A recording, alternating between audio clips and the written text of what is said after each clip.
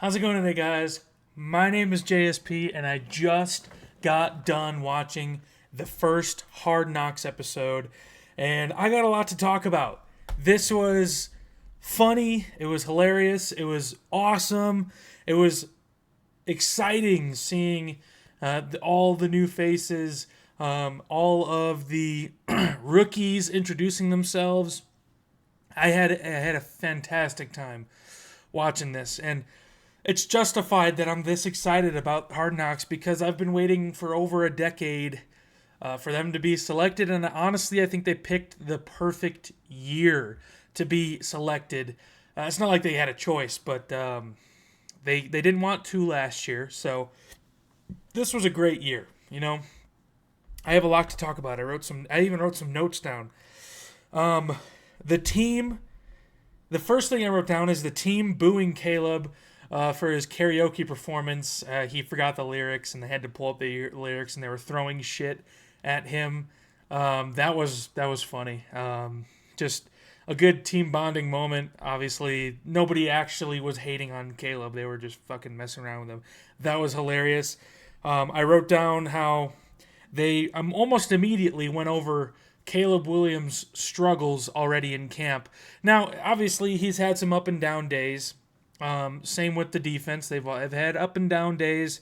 A lot of false starts. A lot of getting things down. But there's a little over a month left in training camp. So there's only been 13 practices so far.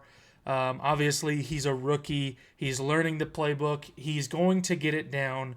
It's just going to take some time. We still have 3 preseason games to go. I don't even know if he's going to play this week, but hopefully he gets some time to play in the preseason because, he's a rookie. So they went over their struggles. They brought in Nick Saban, which I did not expect them to bring in Nick Saban, which I didn't even know Matt Eberflus played for Nick Saban. That is very, very cool. I think, was it Michigan? It was one of those teams. I don't remember exactly what college Matt Eberflus went to, but that was cool seeing Matt Eberflus back in the 90s play for Nick Saban, and he was a hard hitter. Nick Saban said that he was one of his favorite players, and he took the time to come out to the Chicago Bears facilities and talk to the guys, talk to Matt Eberflus, talk to Caleb Williams, talk about Caleb Williams to Matt Eberflus, and pretty much said the reason quarterbacks fail in the NFL, or most of the time, the reason quarterbacks fail in the NFL is expectations, okay? We need to start giving rookie quarterbacks less expectations, and I understand everybody wants to be CJ Stroud, but it's just not going to happen. And if you suck in your first year, you're done. You're a bust. If you suck in your second year, you're a bust. Third year, you're a bust. Give them time, okay? And yes, that's kind of hypocritical coming from a Bears fan because we didn't give Justin Fields enough time, but I wouldn't be saying this if we didn't have Caleb Williams. Like if the Panthers won 5 or 6 or 7 games last year, we wouldn't have the first overall pick. We wouldn't even be talking about Caleb Williams. We would still have Justin Fields. But anyway, Nick Saban, that was really cool. And then probably the hardest I've laughed in a very long time was our rookie offensive lineman coming out of Canada. He had a $20,000 signing bonus. That was cool to see. His karaoke was absolutely hilarious. He sang, I don't even know what song it was. I couldn't even really hear it. But halfway through the song, he rips off his pants. Children and my wife, I thank my lucky stars to be living here today, where the flag still stands for freedom, and they can't take that away.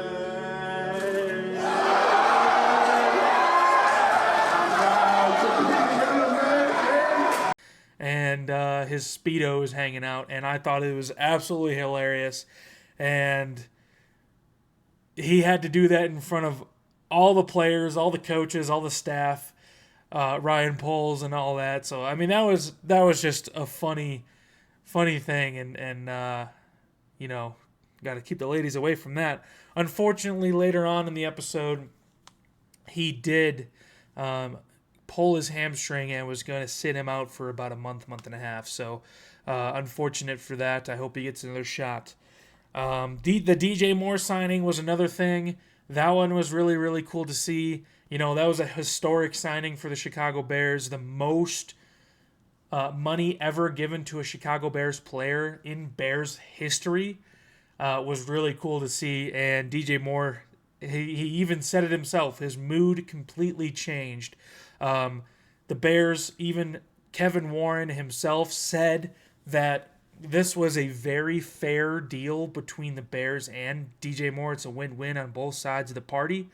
And it's just congratulations to DJ. He definitely deserves it. I cannot wait for him to be here for the next 6 years. I already have his jersey, and it makes me even more excited that he's going to be a Bear, possibly for the rest of his career. So Keenan Allen has already come out and said he wants to stay here, maybe for the rest of his career too. He's having a blast out there. You can tell he's having so much fun with DJ Moore, Rome Odunze, Caleb Williams.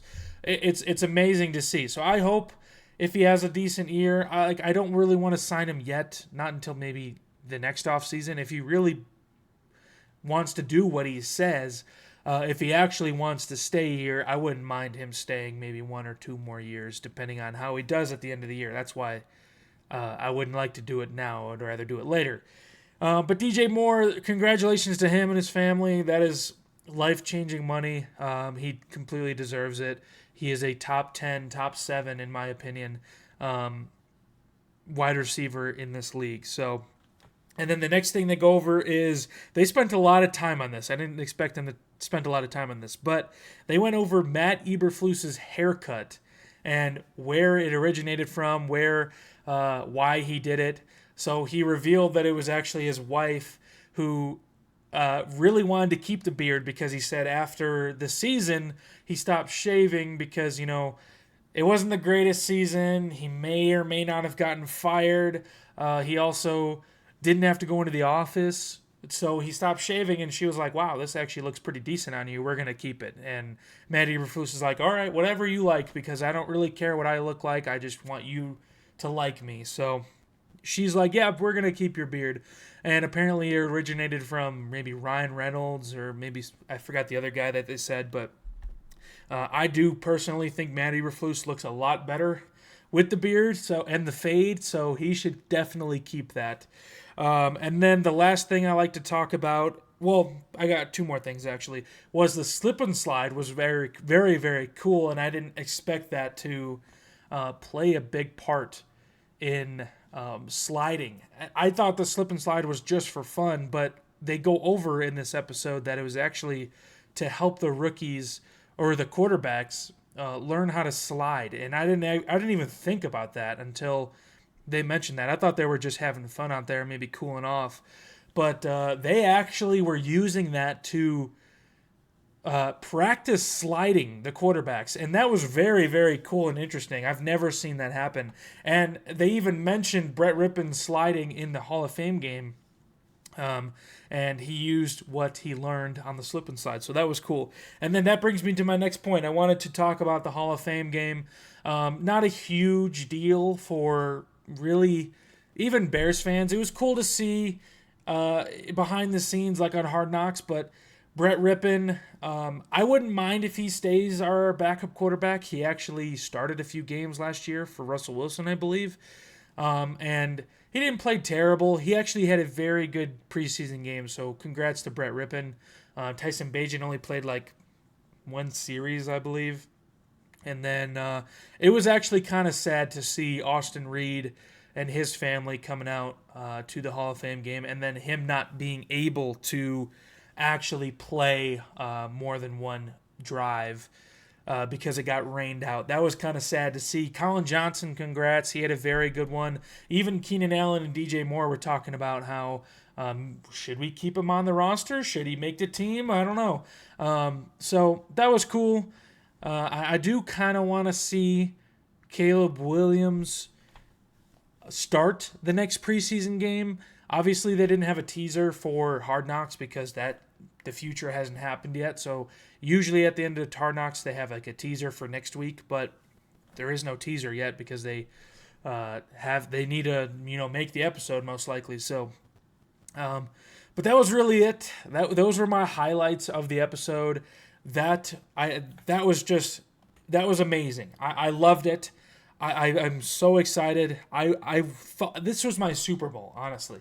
No, I'm kidding. I was kind of acting like it was a game because I've been waiting so long for them to be selected on Hard Knocks, and this was the perfect season to be put on Hard Knocks. It really was. And the editing was great. The music was great. The introduction for Caleb Williams in the Bulls intro was perfect. And honestly, the people at Hard Knocks, they cooked with this one. They cooked with this one. The Giants one was cool, but they just seem like they're so much more passionate about the Chicago Bears. I don't know what it is, but even like the editing and the music and the way that they put this episode together just seemed like they really cared about this episode. I don't know what it is. Maybe I paid attention a little bit more, but this episode was fantastic. So let me know what you guys think in the comment section below. I'm going to be doing an episode review on each episode, so please hit the subscribe button to keep up to date, and I will see you guys in the next one. Have a good day. Bear down.